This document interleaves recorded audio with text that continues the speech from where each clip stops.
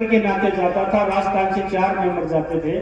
उस समय का हमारा रिश्ता है और आज भी पार्टी के नाते, प्लेटफॉर्म के नाते हम लोगों का जो एक यहाँ पे उम्मीद बनी है, निश्चित रूप से मैं समझता हूँ कि कॉपर प्रोजेक्ट के, इस HCL प्रोजेक्ट के अच्छे दिन आने वाले हैं। इसके लिए पूरे क्षेत्र को मैं शुभकामना देना चाहता हूँ। मैं ज्यादा निवेदन नहीं करता हूँ, सब कामगार बैठे हैं। रेड्डी साहब का स्वागत करने के बाद मैं हमारे जिला कलेक्टर साहब हैं, उनका भी स्वागत करता हूँ। हमारे यहाँ के ED हैं गुप्ता जी, उनका भी स्वागत करता हूँ। और हमारे चेयरमैन साहब हैं घनश्याम जी, उनका भी स्वागत करता हूँ। और अन्य जो अधिकारी हैं और कामगार लोग हैं, उनका भी स्वागत करने के नाते आप लोगों से रूबरू होने का मौका मिला है, कई दिन से हार्दिक इच्छा थी। मैं मंत्री जी आपसे निवेदन करना चाहता हूं, मैं यहाँ किसी के लिए कुछ भी गलत कहने के लिए या किसी का बुरा करने के लिए खड़ा हुआ नहीं हूं, लेकिन ये प्रोजेक्ट एशिया का सबसे सेफ प्रोजेक्ट है। मैंने आपको एक बीच रास्ते में भी बताया था। आज तक इस प्रोजेक्ट के अंदर सिर्फ एक कैजुअलिटी हुई है, वो भी गत कुछ महीनों पहले, दुर्भाग्यवश। वरना एशिया का सबसे सेफ माइंस और यहाँ की क्वालिटी तांबे की सबसे अच्छी, लेकिन फिर भी किन्हीं कारणों की वजह से इस प्रोजेक्ट का ये जो दशा हो रही है, मैं उसके लिए सिर्फ और सिर्फ कांग्रेस गवर्नमेंट को जिम्मेदार मानता हूं। और हमारा तो दुर्भाग्य था कि एक कालखंड ऐसा आया था जिस वक्त हमारे जिले से सांसद चुन के जाने वाले माननीय शीशराम जी ओला, स्वर्गीय शीशराम जी ओला माइनिंग मिनिस्टर हुआ करते थे। जब लोगों को उम्मीद बनी थी कि एक प्रोजेक्ट पुनर्जीवित होगा, लेकिन वो सपना साकार नहीं हो चुका। और सिर्फ अब हमें उम्मीद बंदी है और हमारे पास जवाब देने के लिए भी कोई रास्ता नहीं है, क्योंकि स्टेट गवर्नमेंट भी भारतीय जनता पार्टी की है, सेंट्रल गवर्नमेंट भी भारतीय जनता पार्टी की है। और यहाँ के लोग उम्मीद भी करते हैं और हमसे सवाल भी करते हैं कि आप लोग इस प्रोजेक्ट को पुनर्जीवित करें और प्रोजेक्ट में एम्प्लॉयज की संख्या बढ़ाएं।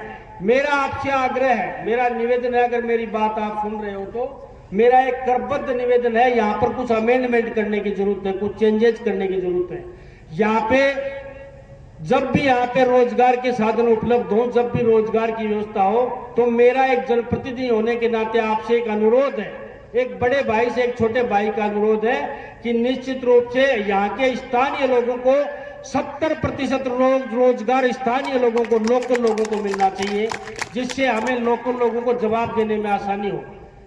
और इस प्रोजेक्ट के बारे में मैं क्या बताऊं, आप सब लोग तो इसमें काम करने वाले हो, ये कोई आम पब्लिक नहीं है जो मुझे कुछ बताना पड़े।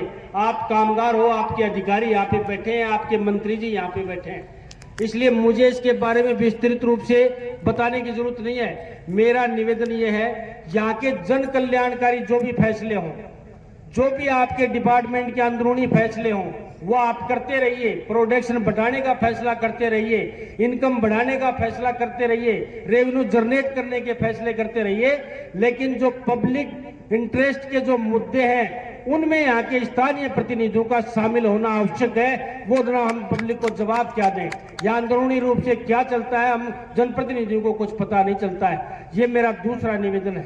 निवेदन तो काफी है, लेकिन ये प्रोग्राम पब्लिक का प्रोग्राम नहीं है, ये जनरल पॉलिटिकल प्रोग्राम नहीं है। ये विजिट आपकी सरकारी विजिट है, आप करना चाहिए, उस प्रांत का विकास के लिए खर्च करना चाहिए। ये नरेंद्र मोदी जी का इच्छा है, क्योंकि जो कापर जो HCL देखने के बाद इधर बहुत कुछ काम करने का बाकी है।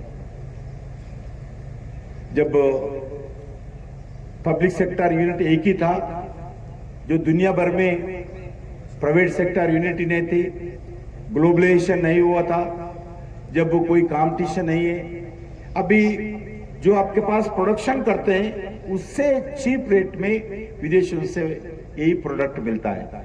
इसके कारण थोड़ा आने वाले दिन में इस हमारा हिंदरी का जो HCL है, इसको कैसा विकास हो, सेल्फ सफिशिएंट कैसा प्रोडक्शन करो, और वर्कर्स के हित के लिए काम करना चाहिए, लोगों के हित के लिए काम करना चाहिए। और जो भी सुविधा HCL के द्वारा लोगों को दे सकते हैं जरूर देना चाहिए। कोई एम्बुलेंस का बात किया, जरूर मैं कलेक्टर साहब से बात करना चाहता हूँ, वो डीएमएफ के द्वारा भी एक एम्बुलेंस का प्रोवाइड तुरंत कर सकते हैं। अगर वो नहीं करे तो मैं करने को भी तैयार हूँ।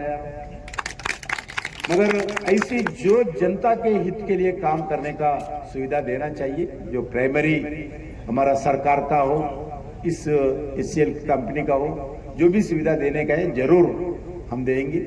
और आने वाले दिन में मैं फिर एक बात हमारे अधिकारियों से बैठूंगा दिल्ली में, इसको कैसा आगे बढ़ सकते हैं। कुछ पुराने बहुत 20-30 साल से बंद पड़े हुए पूरा खराब हो गया, उसको स्क्रैप के नाते साफ करना चाहिए, ग्रीनरी डेवलपमेंट करना चाहिए, और वाटर का इधर शॉर्टेज भी है, इस विषय पर भी सोचना चाहिए। जो भी अभी आप एक हॉस्पिटल बना रहे हैं, उसमें भी एक हम बड़ा हॉल HCL के द्वारा जो वेटिंग रूम बनाए, उसका भी आज मैं देखा हूँ।